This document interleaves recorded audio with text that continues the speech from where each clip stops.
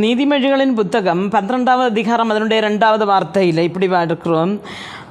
நல்லவன் கர்த்தரிடத்தில் தயை பெறுவான், சிந்தனைகள் உள்ள மனுஷனை அவர் ஆட்கிணைக்கு உட்படுத்துவார் என்று காணப்படுகிறது. அருமையான தேவனுடைய பிள்ளைகளை, துர்ச்சிந்தை, நாம் தேவனுடைய சமூகத்திலே நல்லது சிந்திக்காமல் நாம் அடுத்தவர்களை குறித்து துர்ச்சிந்தை உள்ளவர்களாக, அவர்களை குறித்து மோசம் பேசுகிறவர்களாக, அவருடைய பொருட்களை களவாடுகிறவர்களாக, அவரை பற்றி இல்லாதெல்லாம் தூற்றி திரிகிறவர்களாக, இப்படி அடுத்தவர்களுக்கு கேடுண்டாகத்தக்க கிரியைகளை செய்து அப்படி உள்ள துர்ச்சிந்தை உள்ள மனுஷன் ஆக்கினைக்கு தப்பான் என்று வேதம் சொல்லுகிறது.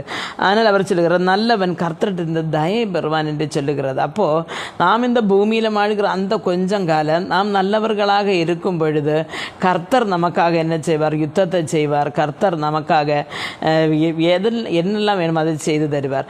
பிரியமான தேவனுடைய பிள்ளைகளை, நாம் இந்த துஷ்டதைகள் நிறைந்த இந்த உலகத்தில் தான் நாம் வாழ்ந்து கொண்டிருக்கிறோம். ஆனால் நாம் வாழ வேண்டியது கர்த்தருக்கு பயப்படுகிற பயத்தோடு நாம் உண்மையோடும் உத்தமத்தோடும் வாழ்ந்து கொண்டிருக்கும் பொழுது கர்த்தர் ஒரு நாள் நமக்கு அதற்குடைய பிரதிபலனை கொடுப்பார். அவர் ஒருவரும் ஏழை என்று சொல்லி அவர் தள்ளிவிட்டு போகிறதல்ல.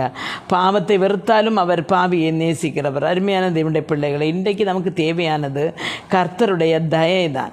அப்போ அந்த தயை நாம் பெற்றுக்கொள்ள, கிருபையை பெற்றுக்கொள்ள ஆண்டவரோடு நம்முடைய வாழ்க்கையை ஒப்படைத்து வாழ கர்த்தர் நமக்கு ஒவ்வொருவருக்கும் கிருபை அருள்வாராக. ஆமென்.